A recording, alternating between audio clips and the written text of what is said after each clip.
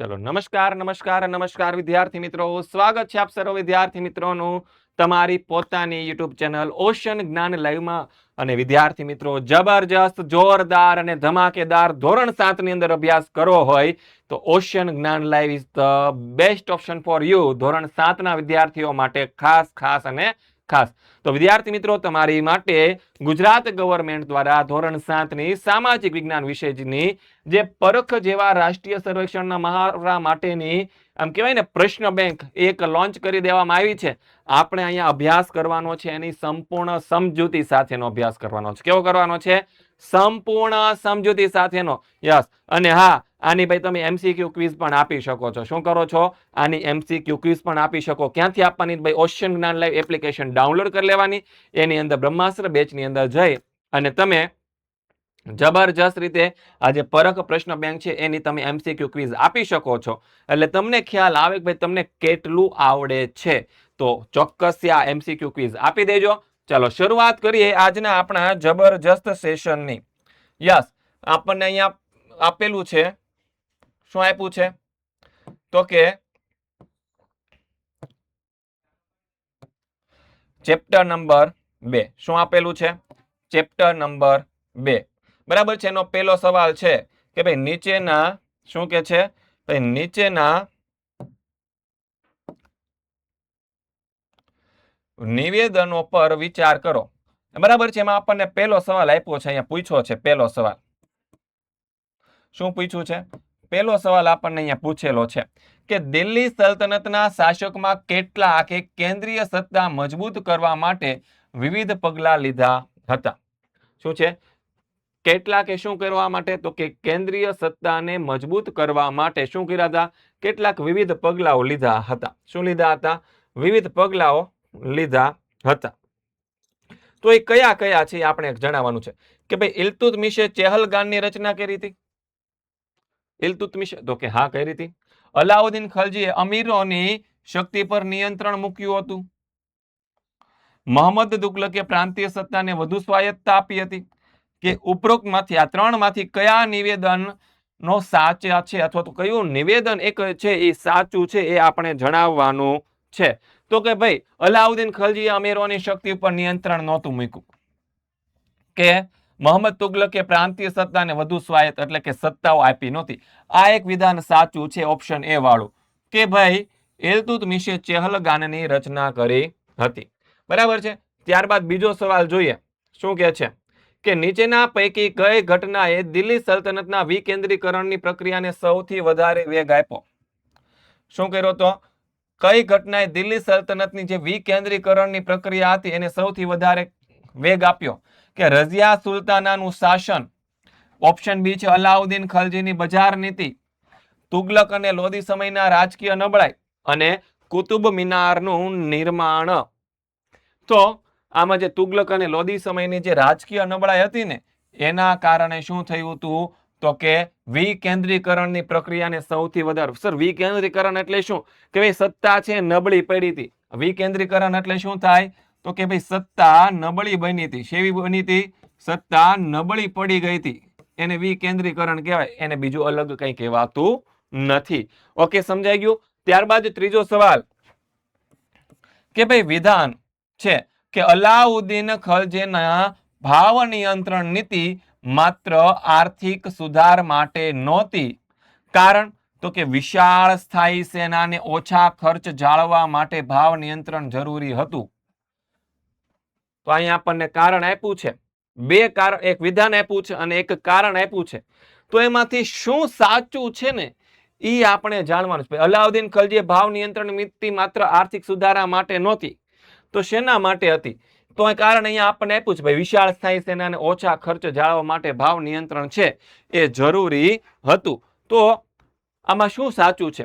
તો કે option A આપણને આપ્યું છે, એ અને આર બંને સાચા છે, એટલે કે આન્સર અને રીઝન બંને સાચા છે, અને આર એ યોગ્યનું એનું યોગ્ય કારણ છે, એટલે કે રીઝન છે એ આન્સરનું વિધાનનું યોગ્ય કારણ છે।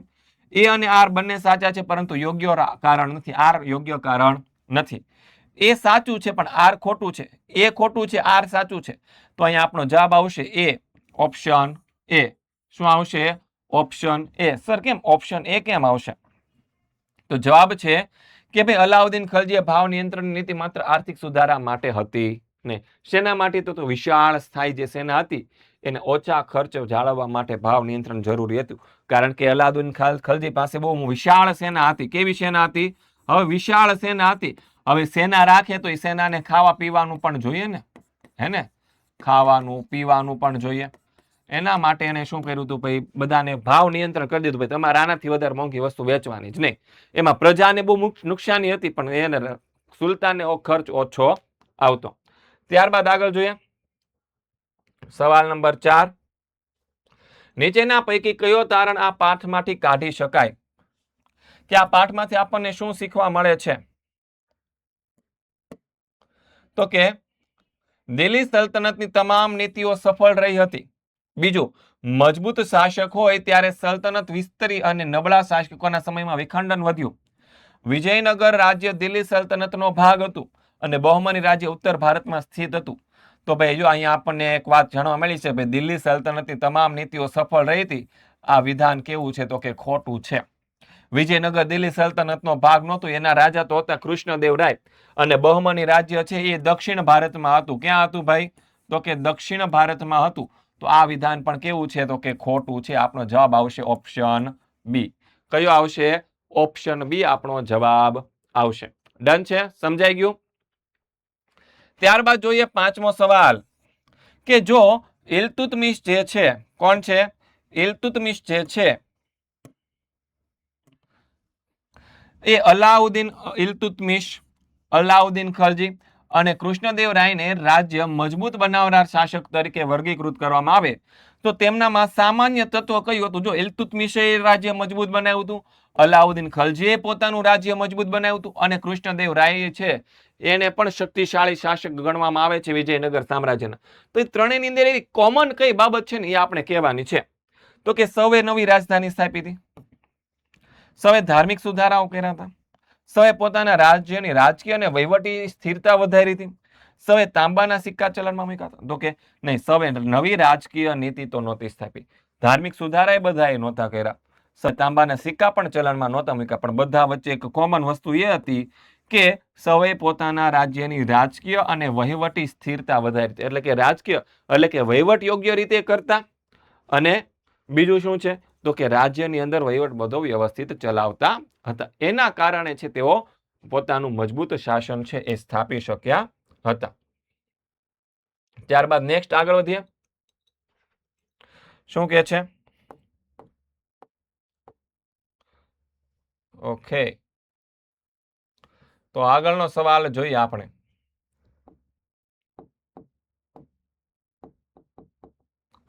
હે ને?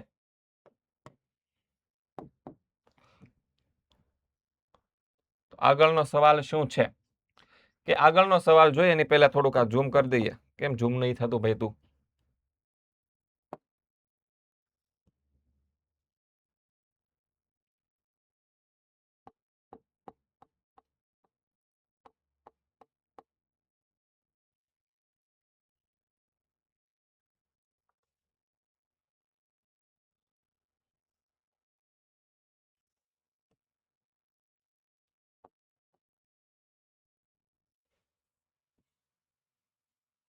સિલેક્ટ કરીને ઝૂમ કરીએ. બીજા કયા ઓપ્શન આવે છે?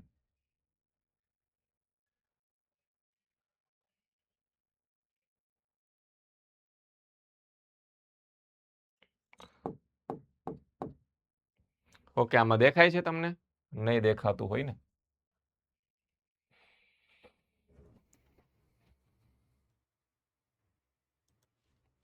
ત્યારબાદ આગળ વધીએ. આગળનો સવાલ શું કે છે? આગળનો સવાલ તો કે આગળનો સવાલ એવું કે છે 6થા નંબરનો કે નીચેના નિવેદનો પર વિચાર કરો. શું કે છે? નીચેના નિવેદનો પર શું કરો? ચર્ચા કરો, વિચાર કરવાનો છે. શું વિચાર કરવાનો છે ભાઈ?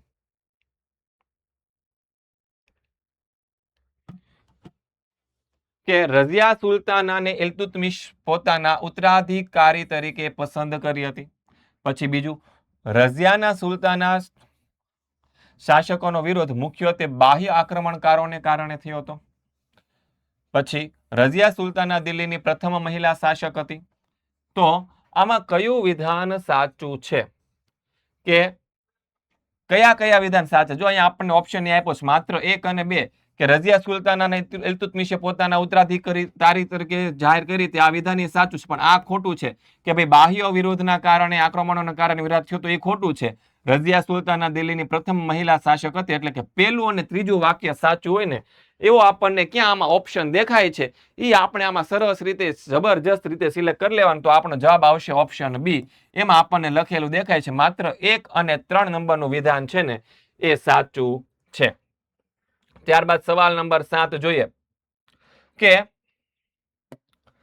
અહીં આપણને વિધાન આપ્યું છે અલાઉદ્દીન ખલજીને માત્ર વિજેતા શાસક તરીકે જ નહીં પરંતુ વહીવટી સુધારક તરીકે પણ ઓળખાવી શકાય, અને કારણ આપ્યું છે તેને ભાવ નિયમન, બજાર નિયંત્રણ અને સંગ્રહખોરી નિયંત્રણ જેવા સુધારા અમલમાં મૂક્યા હતા. તો એટલે કે વિધાન અને તેનું કારણ એટલે કે રીઝન બંને સાચા છે અને આર છે તે યોગ્ય કારણ છે. તો શું જવાબ આવશે? તો જવાબ શું આવશે ભાઈ? બંને સાચા છે પણ આર યોગ્ય કારણ નથી. એ સાચું છે, આર ખોટું છે. એ ખોટું છે, આર સાચું છે. તો કે અલાઉદ્દીન ખલજી છે એ માત્ર વિજેતા શાસક નહોતો, પણ કેવો હતો? તો કે વહીવટી સુધારા તરીકે પણ ઓળખાય છે. શું કામ એને વહીવટી સુધારા કર્યા હતા? તો કે કયા કયા? તો કે ભાવ નિયમન કર્યું હતું, બજાર નિયંત્રણ કર્યું હતું, સંગ્રહખોરી નિયમન જેવા આવા બધા સુધારા એને અમલમાં મૂક્યા હતા. એટલે જે શાસક જે સુધારા કર્યા એ આ બધા કારણો હતા, એના કારણે કર્યા હતા. તો બંને જ સાચું છે, એટલે જવાબ આવશે આપણો ઓપ્શન એ. ત્યારબાદ 8મો સવાલ, નીચેના પૈકી કઈ ઘટના સલ્તનતના પતનની શરૂઆત તરીકે સૌથી વધુ ગણી શકાય? શું છે? કઈ ઘટના સલ્તનતના પતનની શરૂઆત તરીકે ઓળખી શકાય? કુતુબ મિનારનું નિર્માણ? નહીં, કુતુબ મિનારનું નિર્માણ તો નથી. મોહમ્મદ તુગલકની નિષ્ફળ યોજનાઓ, ચેહલગાનની રચના કે રઝિયાનો રાજ્યાભિષેક? તો કાં તો શરૂઆતમાં થયું હતું. ચેહલગાનની રચના એ શરૂઆતમાં થઈ હતી ગુલામ વર્ષ દરમિયાન, પણ મુહમ્મદ બિન તુગલકની જે નિષ્ફળ યોજનાઓ હતી, બરાબર છે, જેમાં એને રાજધાની છે એ દિલ્હીથી દૌલતાબાદ સ્થળાંતર કર્યું હતું. દિલ્હીથી ક્યાં કર્યું હતું? તો કે દૌલતાબાદ. હે ને? સાચી વાત છે ને? Yes no? જો સાચું હોય તો યસ લખજો કોમેન્ટમાં, અને ખોટું હોય તો નો લખજો. બરાબર છે? તો આ એક વિધાન છે એ શું છે? તો કે આપણું ખોટું વિધાન છે. ત્યારબાદ આગળ વધીએ. 9મો સવાલ અને 10મો સવાલ કે યોગ્ય જોડકા બનાવો. બહુ સિમ્પલ વસ્તુ છે ભાઈ, જોડવાના છે. કે કોની સાથે કોને જોડીશું? ઇલ્તુત્મિશ, તો કે ચેહલગાનની રચના. અલાઉદ્દીને શું કર્યું હતું? તો કે બજાર નિયંત્રણ કર્યું હતું. મુહમ્મદ બિન તુગલક એની યોજનાઓ તરંગી યોજના તરીકે ઓળખાતી, આંધ્રના ભોજ હતા તે કૃષ્ણદેવરાય હતા. એટલે કે BACD જ્યાં જવાબ આવતો હોય એ આપણો સાચો જવાબ આવશે. BACD ઓપ્શન આવશે એ. યસ, એ આપણો સાચો જવાબ છે. ઓકે, ડન છે. ત્યારબાદ નેક્સ્ટ, જો કોઈ શાસક રાજધાની બદલે, જેમ કે દિલ્હીથી દૌલતાબાદ રાજધાનીનું સ્થળાંતર થાય, ચલણ સુધારે, એટલે કે પેલા પછી ચાંદીના સિક્કા આવતા હોય, હવે તાંબાના સિક્કા લઈ આવે, ચાંદીમાંથી તાંબાના સિક્કા લઈ આવે, અને વિશાળ યોજનાઓ શરૂ કરે. શું છે? ઘણી બધી યોજનાઓ શરૂ કરે, પરંતુ મોટા ભાગની યોજનાઓ નિષ્ફળ જાય, તો તે કયા શાસકનું વર્ણન હશે? તો આવો જ એક શાસક હતો કે ભાઈ મોટા ઉપાડે છે ને બધાને કહી દે તો હાલો કાલથી આ નિયમ લાગુ કરી દેવામાં આવ્યો છે, પણ પછી એનો યોગ્ય રીતે અમલ થતો નહીં. તો આવો જે શાસક હતો એના વિશે આપણે વાત કરીએ તો એ હતો મુહમ્મદ બિન તુગલક. કોણ હતો ભાઈ? મુહમ્મદ બિન તુગલક. તો જવાબ આપણો આવશે ઓપ્શન સી. શું આવશે જવાબ? ઓપ્શન સી તેનો જવાબ આવશે. ત્યારબાદ આપણે વાત કરીએ આગળ, હે ને? તો અહીંયા જોઈએ ક્વેશ્ચન નંબર 11. શું છે? ક્વેશ્ચન નંબર 11 કે દિલ્હી સલ્તનતની પ્રાંતીય વહીવટી વ્યવસ્થામાં ઇક્તાદારનું સ્થાન આધુનિક સમયમાં કોને સમકક્ષ માનવામાં આવે છે? જો શું કે છે ઇક્તાદારનું સ્થાન, તો કે એ સમયે પ્રાંતને જાગીરમાં વહેંચવામાં આવતું હતું. શું છે? પ્રાંતને જાગીરમાં વહેંચવાનો હતો. જાગીરના જે વહીવટી વડા હતા એને શું કહેવામાં આવે છે? તો કે એને ઇક્તેદાર કહેવામાં આવતો હતો. તો 11 નો જવાબ શું આવશે? તો કે જો 11 જવાબ આપણે જોઈ લઈએ કે આપણા દેશ છે શું છે હાલમાં આપણો દેશ કયો છે તો કે ભારત છે ને તો એ સમયે શું હતું તો કે સલ્તનત હતી શું હતી સલ્તનત હતી જેને દિલ્હી સલ્તનત કહેવામાં આવતું શું કહેવામાં આવતું દિલ્હી સલ્તનત આ સમગ્ર દેશ આ સમગ્ર સલ્તનત હવે આપણા ભારત દેશની અંદર શું છે તો કે અલગ અલગ રાજ્યો આવેલા છે આપણું ગુજરાત રાજ્ય મહારાષ્ટ્ર રાજ્ય બરાબર છે તો એવી રીતે એ સમયે આ સલ્તનતની અંદર અલગ અલગ પ્રાંત આવેલા હતા શું હતા પ્રાંત આવેલા હતા અને જે પ્રાંત હોય એ પ્રાંતને એ લોકો જાગીર કહેતા શું કહેતા જાગીર કહેતા જેમ રાજ્યની અંદર આપણે વહીવટ કોણ કરે સમગ્ર રાજ્યનું સંચાલન કોણ કરે તો કે મુખ્યમંત્રી કરે યસ સર તો એ સમયે જે જાગીર હતી એનો જે પ્રાંત હતો એનું જે વહીવટ કરવાવાળા જે વ્યક્તિઓ હતા ને એને કહેવામાં આવતું ઇક્તેદાર શું કહેવામાં આવતું ઇક્તેદાર કહેવામાં આવતો એટલે કે જો પ્રાંત જેને જાગીરમાં વહેંચવામાં આવતું એટલે કે પ્રાંતિના વહીવટી વડા હતા 11 જવાબ આવશે ઓપ્શન સી શું આવશે સી પછી 12મું જોઈએ નીચેના પૈકી કયું નિવેદન વિજયનગર અને બહમની રાજ્ય બંને માટે સાચું છે બંને માટે કેવું છે સાચું છે બંને ઉત્તર ભારતમાં સ્થિત હતા તો કે નહોતા બંને નહોતા દક્ષિણ ભારતમાં હતા તો બંને દિલ્હી સલ્તનતના પતન પછી ઊભા થયા બંનેની સ્થાપના ખલજી શાસકોએ કરી અને બંનેની રાજધાની દિલ્હી હતી તો કે દિલ્હી તો નહોતી જ ને ભાઈ દક્ષિણ ભારતમાં તો દિલ્હી તો એની રાજધાની કઈ રીતે હોઈ શકે ખલજી શાસકોએ તેની સ્થાપના નહોતી કરી પણ બંને દિલ્હી સલ્તનતના પતન પછી ઊભા થયા હતા એટલે કે દિલ્હી સલ્તનત જ્યારે અંતની શરૂઆત થઈ ત્યારે આ બંને રાજ્યો ઊભા થયા વિજયનગર સામ્રાજ્યના ઉદય પરથી કોનો નિષ્કર્ષ કાઢી શકાય છે કે દક્ષિણ ભારત સંપૂર્ણપણે સલ્તનતના નિયંત્રણમાં હતું એટલે કે દિલ્હી સલ્તનતના અંડરમાં આવતું પ્રાદેશિક શક્તિઓને વિકાસની તકો મળી ઉત્તર ભારતનું મહત્વ ઘટી ગયું કે મુઘલ સામ્રાજ્યનો ઉદય થયો હતો તો દક્ષિણ ભારતમાં સંપૂર્ણપણે સલ્તનતના નિયંત્રણમાં નહોતું પણ પ્રાદેશિક શક્તિઓના વિકાસની તક મળી એટલે કે આખું લગભગ મોટા ભાગનું ભારત છે સલ્તનતમાં આવતું પણ એ જ્યારે સત્તા નબળી પડી ને એટલે પ્રાંતીય શક્તિઓ હતી અલગ અલગ નાના નાના રાજ્યો છે તે અસ્તિત્વમાં આવવા લાગ્યા હતા એને તક મળી હતી હે ને પછી આગળ વધીએ આગળનો સવાલ 14 નંબર 15 નંબરનો સવાલ કે ભાઈ પાછા જોડકા જોડા સર જોડકા જોડા ના એટલે બહુ મજા આવી જાય હવે જોઈએ કુતુબ મિનાર કોણે બને જો નામ ઉપરથી જ ખબર પડે કુતુબૈદીન એક અબક એટલે કે એ બક અલાઈ દરવાજો તો કે અલાઉદ્દીન ખલજી હોજે શમ્મી અને તુગલકાબાદ તો કે તુગલકાબાદ તુગલક શાસનમાં અને હોજે શમ્મી ઇલ્તુત્મિશે બનાવડાવ્યું હતું તો જવાબ આવશે BCAD ક્યાં આવે છે આપણો જવાબ BCAD અને 14માનો જવાબ આપણો આવશે ઓપ્શન એ 14માનો જવાબ શું આવશે ઓપ્શન એ પછી 15મું જોઈએ નીચેનામાંથી કઈ ઘટના સલ્તનત યુગના કેન્દ્રીકરણનું શ્રેષ્ઠ ઉદાહરણ છે વિજયનગર સામ્રાજ્યની સ્થાપના તો કે સલ્તનત યુગ તો નથી વિજયનગર પછી આવ્યું હતું ને વિજયનગર ચેહલગાનની રચના યસ બહમની રાજ્ય નહીં એ પાછું નહીં આવે એ પછી જ આવ્યું હતું અને પ્રથમ પાણીપતનું યુદ્ધ નહોતું કેન્દ્રીકરણ નહોતું થયું ને તો ચેહલગાનની રચના થઈ જેના કારણે 40 અમીરોનું દળ હતું શું છે 40 અમીરોનું દળ હતું એને ભારત બોલાવવામાં આવ્યું હતું અને ભારતની અંદર સત્તા સ્થિર કરવા માટે એમને બોલાવવામાં આવ્યા હતા ત્યારબાદ આગળ જોઈએ 16મો સવાલ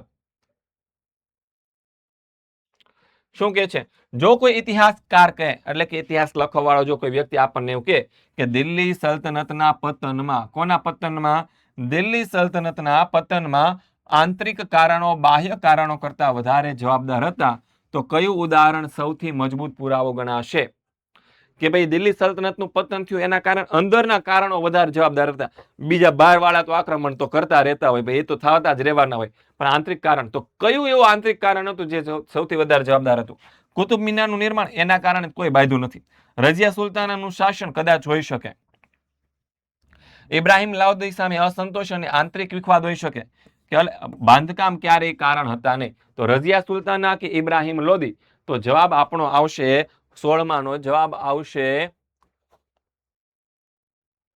શું જવાબ આવશે તો કે સી કે ઇબ્રાહિમ લોદી સામે અસંતોષ અને આંતરિક વિખવાદ કે ઇબ્રાહિમ લોદી છે એની સામે લોકોને અસંતોષ હતો એનું શાસન લોકોને નહોતું ગમતું ભાઈ એટલા માટે આ ઘટનાઓ બની હતી.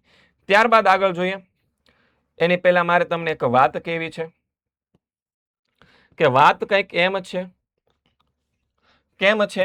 તો એમ છે કે ભાઈ તમારા લોકોએ જો ખૂબ જ અહીંયા તમને ભણાવવામાં આવે છે ને એવી જ સારી રીતે ભણવું હોય ને તો ભાઈ આપણી ઓશન જ્ઞાન લાઈવ, કોણ છે?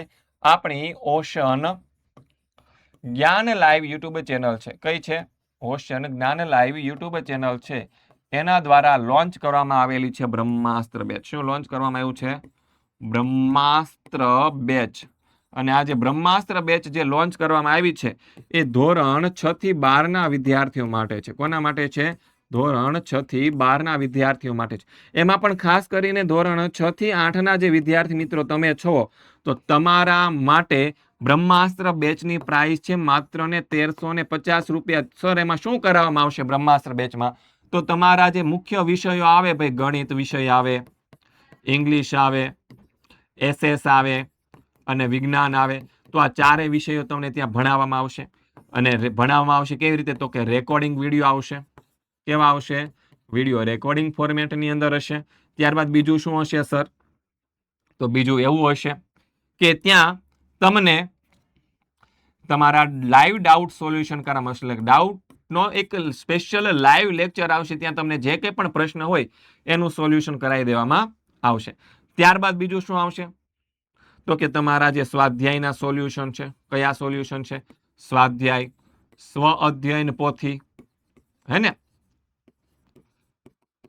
પછી તમારી ગાલા સ્વાધ્યાય પોથી આવતી હોય. પછી આજે તમારી પરખ પ્રશ્ન બેંક આવી તો એના પણ સોલ્યુશન, તેની પણ MCQ ક્વિઝ પણ તમને મફતમાં મળી જશે જો બ્રહ્માસ્ત્ર બેચમાં જોડાયેલા હશો તો. પછી આ સિવાય બીજું શું મળશે? તો કે તમારી જે પ્રથમ અને દ્વિતીય સત્રાંત પરીક્ષાઓ આવે એ દ્વિતીય સત્રાંત પરીક્ષાના તમને અસાઇનમેન્ટ આપવામાં આવશે. શું આપવામાં આવશે? અસાઇનમેન્ટ. અને એના પેપરની તમને અહીંયાથી સંપૂર્ણપણે તૈયારીઓ કરાવવામાં આવશે. આટલી બધી વસ્તુ તમને માત્ર એક જ જગ્યાએથી મળી રહેવાની છે, એ પણ માત્ર 1350 રૂપિયામાં. તો ભાઈ અત્યારે જ બ્રહ્માસ્ત્ર બેચની અંદર જોઈન્ટ થઈ જવાય, એની રાહ જોવાય નહીં. ત્યારબાદ આગળ વધીએ. બરાબર છે? તો શું કે છે આગળનો સવાલ? શું કે છે આગળનો સવાલ? જોઈએ. ક્વેશ્ચન નંબર 17 છે. શું છે? ક્વેશ્ચન નંબર 17 છે.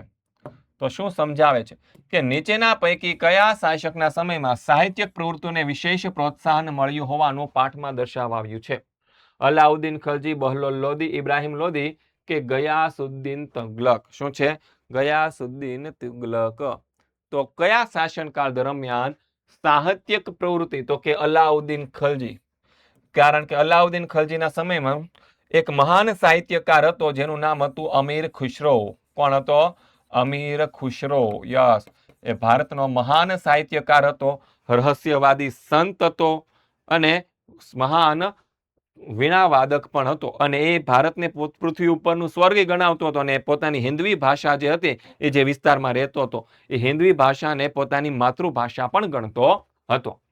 ત્યારબાદ 18મો સવાલ. કયું નિવેદન દિલ્હી સલ્તનત અને વિજયનગર સામ્રાજ્ય વચ્ચેનો મૂળભૂત તફાવત સારી રીતે દર્શાવે છે? શું કરે છે? દિલ્હી સલ્તનત અને વિજયનગર સામ્રાજ્ય વચ્ચેનો મૂળભૂત તફાવત છે સૌથી સારી રીતે સમજાવે છે. બંને સંપૂર્ણપણે એક સરખી વહીવટી પદ્ધતિ ધરાવતા હતા. સલ્તનત યુગ મુખ્યત્વે કેન્દ્રીય ઇસ્લામિક શાસન હતું, જ્યારે વિજયનગર દક્ષિણ ભારતની પ્રાદેશિક શક્તિ તરીકે વિકસ્યું હતું. બંનેની સ્થાપના એક જ સમયમાં થઈ. બંનેના મુખ્ય શાસકો તુર્ક હતા? તો કે તુર્ક તો નહોતા, કારણ કે વિજયનગર સામ્રાજ્યના તો ભારતીય હતા. બંનેની સ્થાપના એક જ સમયમાં થઈ? નહીં. તો કે પહેલા દિલ્હી સલ્તનત આવ્યું, એ સત્તા નબળી પડી ત્યારે વિજયનગર સામ્રાજ્ય આવ્યું, એટલે આ પણ નહીં. બંને સંપૂર્ણપણે એક સરખી વહીવટી પદ્ધતિ પણ નહોતી. તો વધુ આપણો જવાબ કે સલ્તનત યુગ મુખ્યત્વે કેન્દ્રીય ઇસ્લામિક શાસન હતું, ઇસ્લામ ધર્મને માનતું હતું. વિજયનગર છે દક્ષિણ ભારતનું સ્થાનિક શાસન હતું. બરાબર છે? તો આ જવાબ આવશે. જો અહીંયા આપણને જવાબ આપેલા છે ને. અને હા, ઓલું જે બ્રહ્માસ્ત્ર બેચ કીધું એમાં ભાઈ જોડાવાનું ભૂલતા નહીં. શેમાં? બ્રહ્માસ્ત્ર બેચમાં જોડાવાનું ભૂલતા નહીં. અને તમારા માટે એક ખાસ વાત કે અહીંયા આપણું આ ચેપ્ટર છે આપણે અહીંયા સંપૂર્ણપણે આપણે અહીંયા પૂર્ણ કરીએ છીએ. મળીશું આપણે આપણા નેક્સ્ટ લેક્ચરની અંદર. ત્યાં સુધી દરેક વિદ્યાર્થી મિત્રો તમને જય હિન્દ, જય ભારત, જય જય ગરવી ગુજરાત.